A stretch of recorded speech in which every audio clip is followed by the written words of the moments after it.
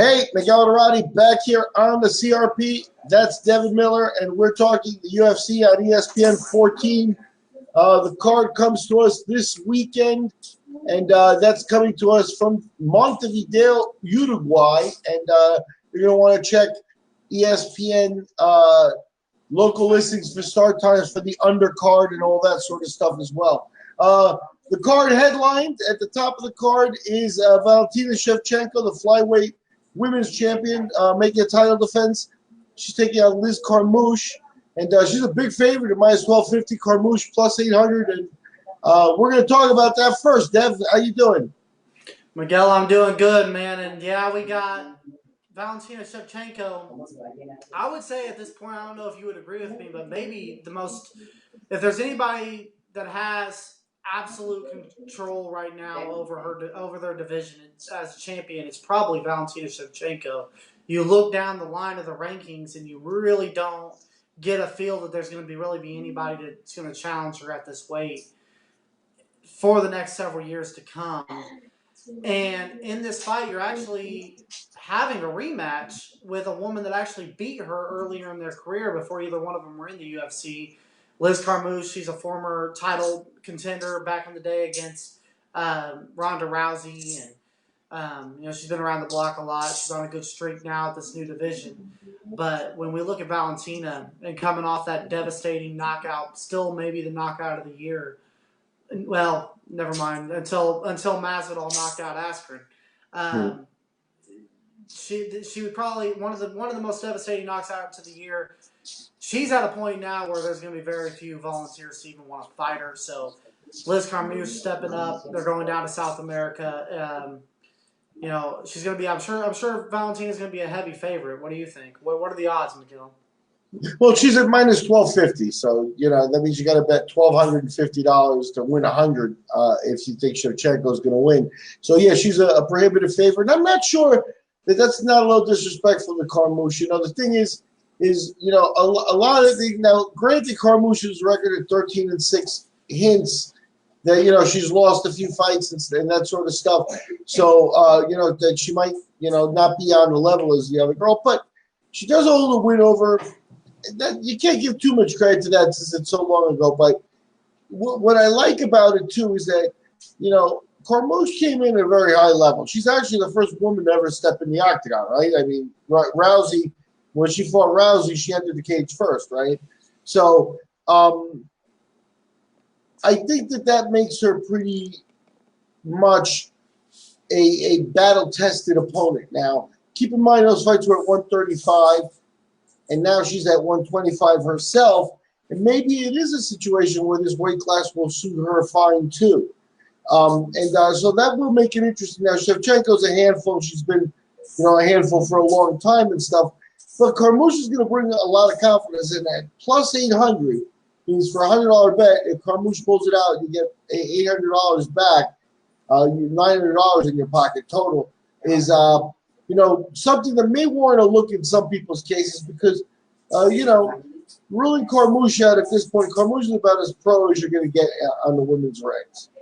Yeah, I'd agree with that. She's been around the block for a long time, and she's very gritty, very strong, and she's a vet, so she's going to have a very gritty mentality. But I still think it's just the technique and the power that Valentina, who also fought at 135 pounds against Holly Holm and Amanda Nunes, and arguably won that second Nunes fight, and has just looked so dominant since going down to 125. I understand why the odds are so lopsided, but I do hear you that Carmouche is a veteran, and she could be somebody to look at to possibly take a big risk on. But just kind of shifting in here on this conversation about Valentina, we had a big story fall out this week that we do need to touch on a little bit, Miguel, about Cyborg, about the UFC, Dana White coming out and declaring that Cyborg is no longer in the Cyborg business. And with that, if that truly does end up going through with this, and apparently they're freeing her up to immediately start negotiating. She's been talking to the PFL. Scott Coker's saying she wants her over there to fight Julia Budd. So it looks like Cyborg is going elsewhere. with that happening, Valentina gets through this. Are we looking at a third fight between Valentina and Amanda Nunes? Who besides maybe Durand to me? Who else is there for Nunes? And who else is there for Valentina?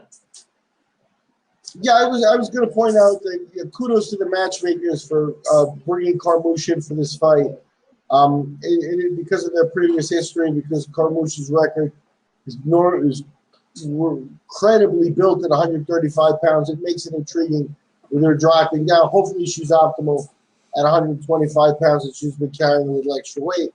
And then we may get a fight out there. So that is, that is.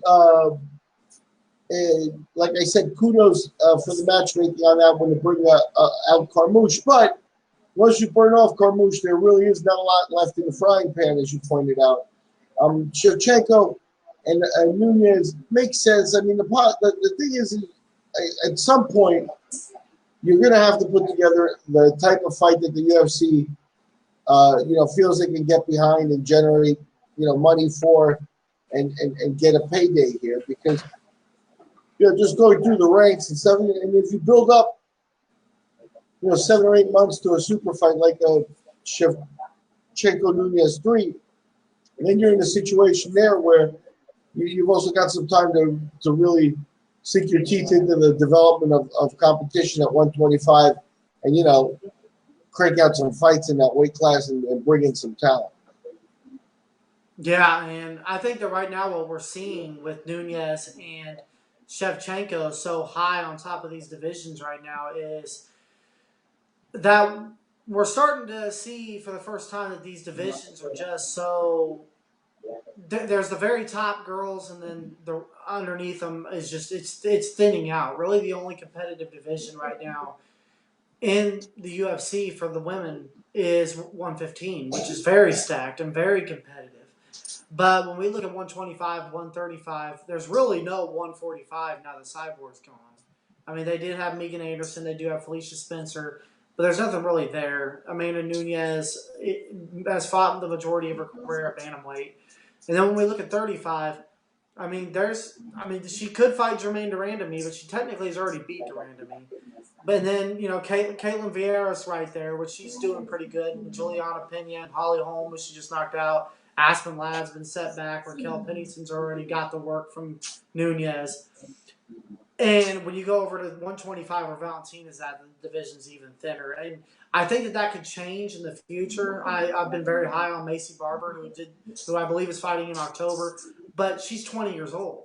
Like she needs 3 to 5 years before she's going to legitimately be able to compete, and that's conservatively. She'll still not even be a 25-year-old girl then.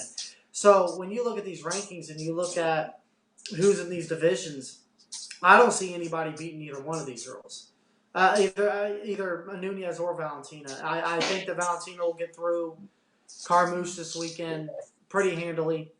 And I don't see where the UFC can really go but to try to set them up for the third time. And I think that even with Nunes winning 2 close decisions already against Valentina, I think a third fight would still be profitable and could still even headline most pay-per-views. Yeah, I agree with you. They're left with little left to do, not to be, a joker or anything like that, but, Amanda Nunes versus Uriah Faber may be a shot for the California kid to try to bring home some gold. Yeah.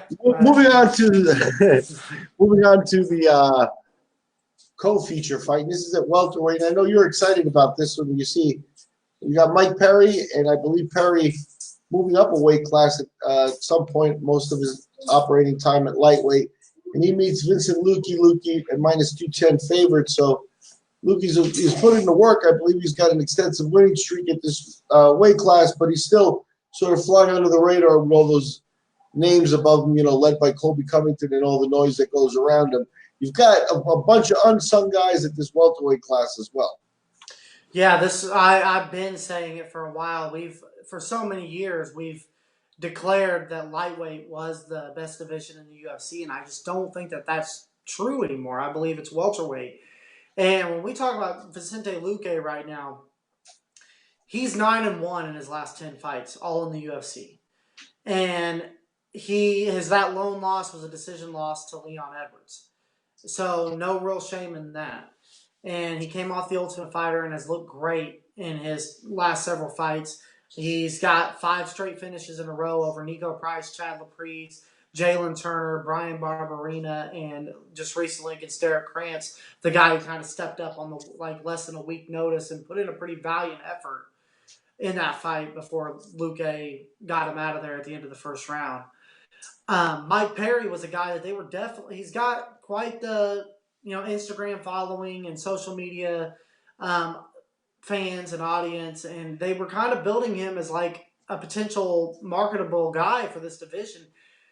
And he was looking pretty good, but he's kind of had some ups and downs. He lost to Alan Jouban, he lost to Ponzinibbio, he lost to Max Griffin, and he lost that infamous armbar loss to Donald Cerrone. But he also has wins over Paul Felder, and he's on a couple fight winning streak right now, I believe. No, his last fight he won against Cowboy Oliveira.